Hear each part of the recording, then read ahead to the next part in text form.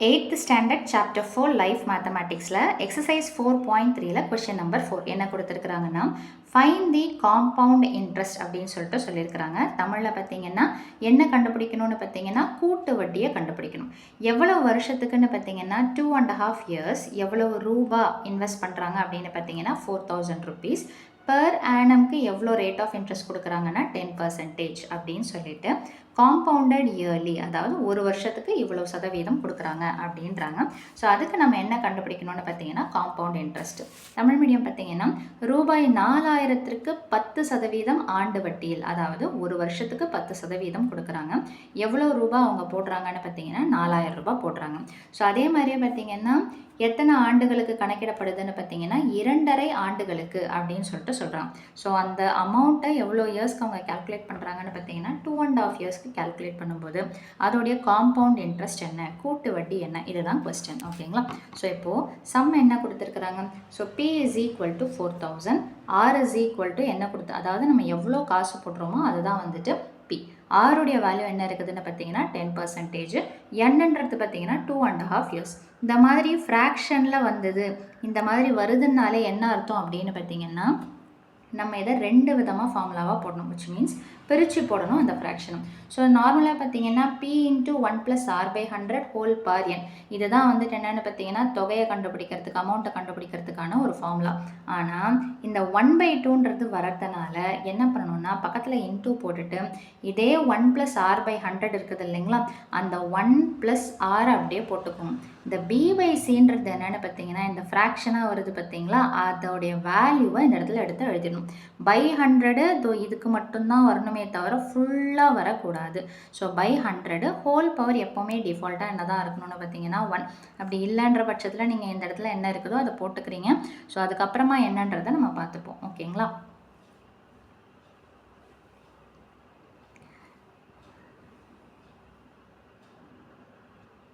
So இதை எப்படி calculate பண்ணுறதுன்றத பார்ப்போம். ஸோ இப்போது A is equal to Pக்கு பதிலாக என்ன போட்டிருக்கிறோன்னு பார்த்தீங்கன்னா 4000 into 1 plus Rவுடைய வேல்யூ 10 by 100 ஹோல் பவர் என்ன எத்தனை வருஷம்னு பார்த்தீங்கன்னா 2ன்னு சொல்லிட்டு இருக்குது.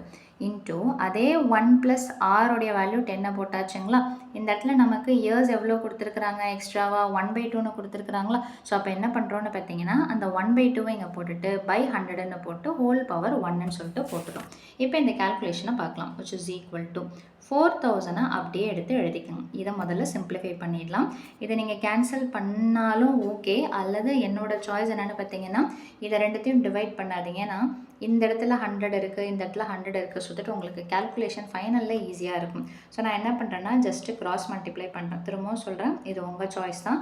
நான் இதை கேன்சல் பண்ணிக்கிறேன், 0 கேன்சல் பண்ணிக்கிறேன்னாலும் சரி, நான் அப்படியே டைரெக்டாக கிராஸ் மல்டிப்ளை பண்ணுறேன். ஏன் கிராஸ் மல்டிப்ளை பண்ணணும், ப்ளஸ்ஸு மைனஸ்ன்னு சொல்லிட்டு இருக்கும்போது கீழே பார்த்தீங்கன்னா ஒரே மாதிரி இருக்கணும். அப்படி இல்லாத பட்சத்தில் நம்ம என்ன பண்ணணும்னு பார்த்தீங்கன்னா டினாமினேட்டரை சேமாக மாற்றணும். அப்போ சேமாக மாற்றணும்னா கீழே இருக்கிறத மல்டிப்ளை பண்ணி கீழே போடணும். இங்கே கீழே எதுவும் இல்லைன்னா என்ன அர்த்தம், 1ன்னு சொல்லிட்டு அர்த்தம். அப்போ 1 into 100 is 100. இப்போ இந்த 1ஐயும் 100ஐயும் மல்டிப்ளை பண்ணால் 100. அடுத்தது பார்த்தீங்கன்னா இந்த +10 அப்படியே எடுத்து போட்டுக்கோங்க. ஸோ இதை போட்டுட்டு ஹோல் ஸ்கொயரை போட மறக்காதீங்க. ஓகேங்களா?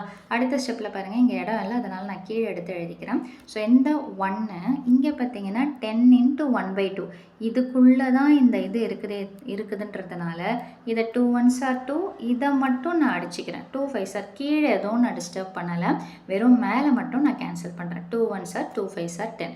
ஸோ அப்போ என்ன இருக்குதுன்னு பார்த்தீங்கன்னா 1 plus 5ன்னு சொல்லிட்டு இருக்குதுங்களா. ஸோ 1 plus 5 பையில் என்ன இருக்குதுன்னு பார்த்தீங்கன்னா 100. ஸோ இப்போது அடுத்த ஸ்டெப்பில் என்ன பண்ணலாம், இந்த ஹோல் பவர் 1 போட்டுக்கோம். ஸோ நெக்ஸ்ட் ஸ்டெப்பில் என்ன பண்ணலாம் அப்படின்னு பார்த்தீங்கன்னா இந்த 4000 அப்படியே எடுத்து எழுதிருங்க. இன்டூ இதை ஆட் பண்ணால் என்ன கிடைக்கும்னு பார்த்தீங்கன்னா 110 ஹோல் by 100 ஹோல் பவர் 2, ரைட்டுங்களா. அடுத்தது இதை நான் கேன்சல் பண்ணலாம், ஆனால் நான் என்ன பண்ணுறேன்னா அப்படியே தான் வச்சுக்கிறேன். ஸோ இதே இங்கே எப்படி பண்ணீங்களோ அதே மாதிரி இங்கே க்ராஸ் பண்ணும்போது 100 into 1 is 100 plus 5 என்ன வந்துடும்னு பார்த்தீங்கன்னா 105 by 100 அப்படின்னு சொல்லிட்டு வரும். ஸோ இப்போது இந்த இதில் நம்ம ஹோல் பவர் 2ன்னு போட்டிருக்கிறோம் இல்லைங்களா, அதை தான் இந்த இடத்துல என்ன பண்ணியிருக்கிறோன்னு பார்த்தீங்கன்னா 2 தடவை பிரித்து எடுத்து எழுதியிருக்கிறோம். இப்போ இது எல்லாமே மல்டிப்ளிகேஷன். நீங்கள் என்ன பண்ணக்கூடாது, கிராஸ் மல்டிப்ளிகேஷன்ற கான்செப்ட் வராது. இப்போ ஜஸ்ட்டு கேன்சலேஷன். இப்போ இங்கே பாருங்கள், எந்த ஜீரோஸ் கீழேயோடையும் எந்த ஜீரோஸ் மேலேயோடையும் நீங்கள் தாராளமாக கேன்சல் பண்ணிக்கலாம். நான் என்ன பண்ணுறேன், நேர மேலே கீழேன்னு கேன்சல் பண்ணுறேன். அதே மாதிரி இந்த ஜீரோக்கு இந்த ஜீரோ, இந்த ஜீரோவையும் அடிக்கக்கூடாது. லாஸ்ட்டில் ஜீரோஸ் இருந்தால் மட்டும்தான் கேன்சல் பண்ணும். இப்போ அடுத்தது நான் என்ன பண்ணுறேன், இந்த ஜீரோக்கு இந்த ஒரு ஜீரோவை கேன்சல் பண்ணுறேன். அதே மாதிரி இந்த ஜீரோக்கு இந்த ஒரு ஜீரோவை கேன்சல் பண்ணுறேன். திரும்ப இங்கே ஒரு ஜீரோக்கு இந்த ஒரு ஜீரோவை கேன்சல் பண்ணுறேன். அப்போ மீதி என்ன இருக்குதோ தெளிவாக எடுத்து எழுதிக்கலாமா.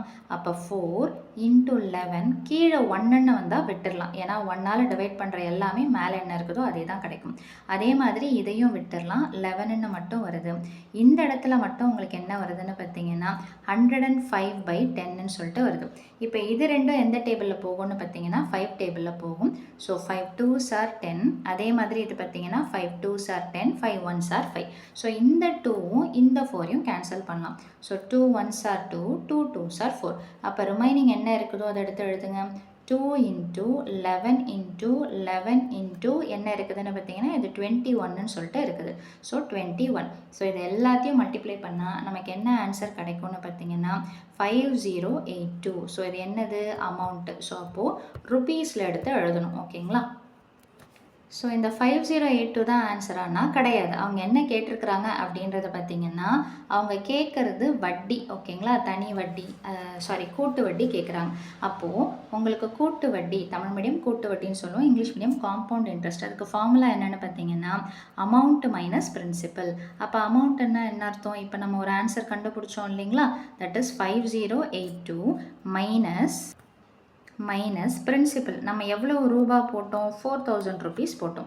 ஸோ இதை ரெண்டுத்தையும் சப்ட்ராக்ட் பண்ணிங்கன்னா என்ன ஆன்சர் கிடைக்கும்னு பார்த்தீங்கன்னா ₹1082, அதாவது 1008 ரூபா அப்படின்றது கிடைக்குது இல்லைங்களா. ஸோ இதுதான் என்னென்னு பார்த்தீங்கன்னா கூட்டு வட்டி, காம்பவுண்ட் இன்ட்ரெஸ்ட் அப்படின்னு சொல்லிட்டு சொல்லுவோம்.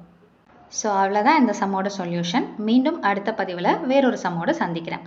வீடியோ பயனுள்ளதாக இருந்ததுன்னா மறக்காமல் லைக் பண்ணுங்கள், ஷேர் பண்ணுங்கள், சப்ஸ்கிரைப் பண்ணுங்கள். தேங்க்யூ.